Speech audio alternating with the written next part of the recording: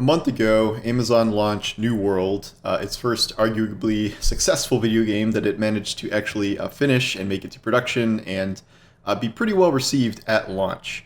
It arrived with 913,000 concurrent players on Steam, which is one of the top concurrently played games on Steam of all time, which is very impressive, both for Amazon's first new game and a brand new IP.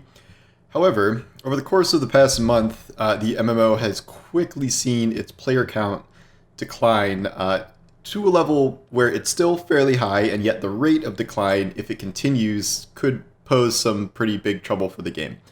So we started at 913,000, and looking over these numbers, I'm estimating that it has lost an average of 135,000 players a week.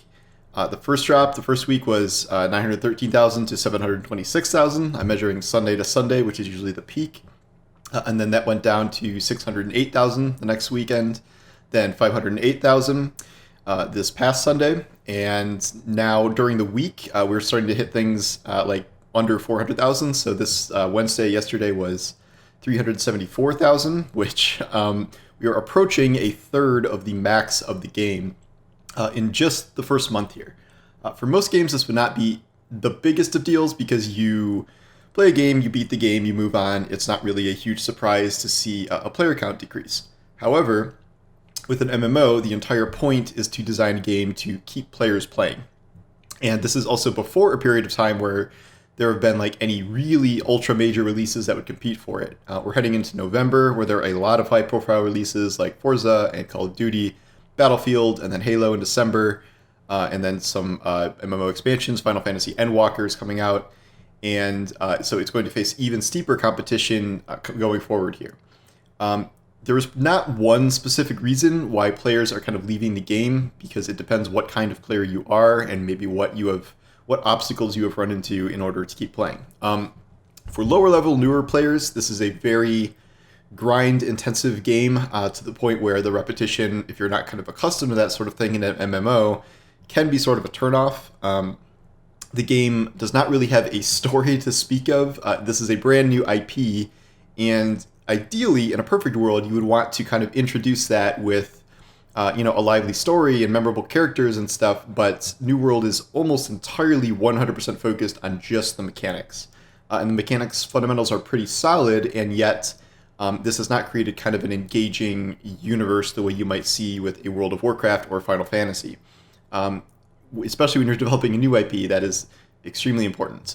For other players who have made it to the end game, many of them have just kind of hit that point and sort of either run out of stuff to do or have run into kind of so many bugs and glitches regarding certain annoying things that are happening in the game that they have left.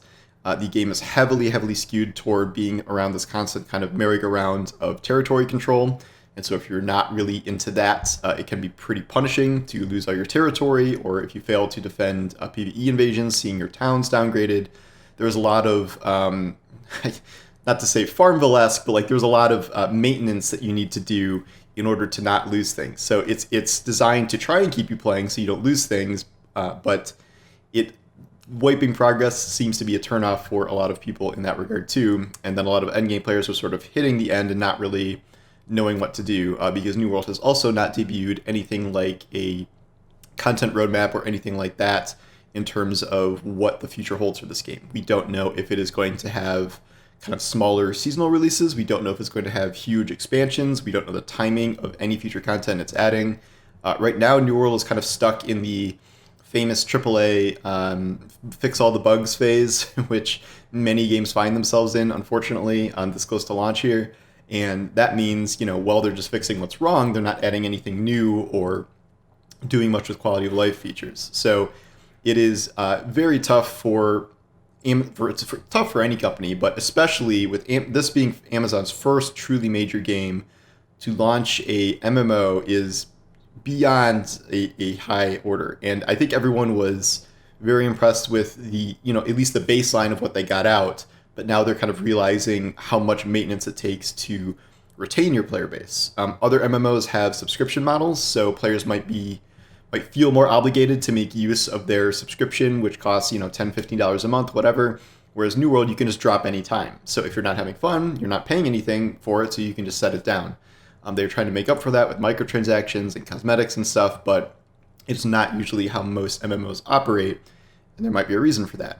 We will see if these declines continue. They are slowing down a little bit, and we are going to probably end up with a core player base at some point, but I am very curious to see what the game is at a month from now. So if after 1 month we've gone from over 900,000 concurrent players to 370,000 in 4 weeks, what's going to happen in another 4 weeks from now? It's not going to lose all its players, obviously, but what do we settle at? Like 200,000, 150,000, 100,000?